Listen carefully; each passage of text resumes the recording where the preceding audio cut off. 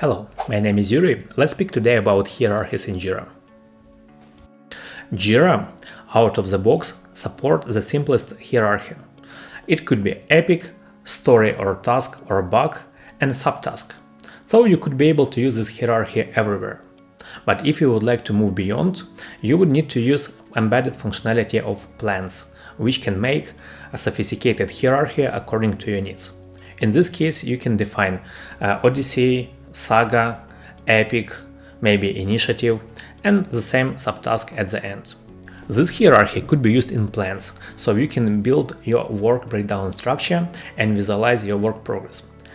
In some cases, it's very important to show items from the whole hierarchy for the same initiative, or maybe for the same saga, or maybe for the same Odyssey, including all the children on the same Kanban board, to see all the items on all the levels and to be able to identify dependencies and also see high-level status and stock items in the single place. In this case, we would need to build a single GQL which can extract all the items from top level to the bottom level and give us all the work items into the single place, so we can visualize them on the same Kanban or Scrum board. Unfortunately, without using extra plugins like Adaptive Script Runner, it's not possible.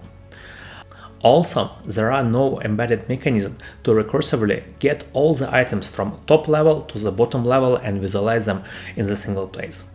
The good news is that you could be able to use Advanced Agile boards to do so. And now I will show you how to do so. First of all, you would need to create the board which will take all the data which you would like to show. You shouldn't be worried about extracting the whole hierarchy. You can pull everything what is in progress now. After that, in the board, we can define columns as status.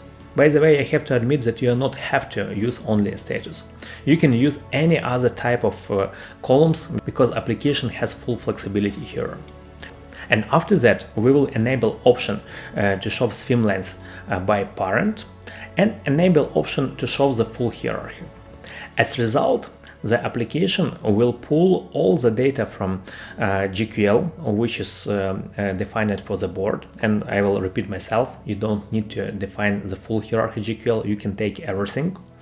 After that, it will find the items with the highest level of hierarchy.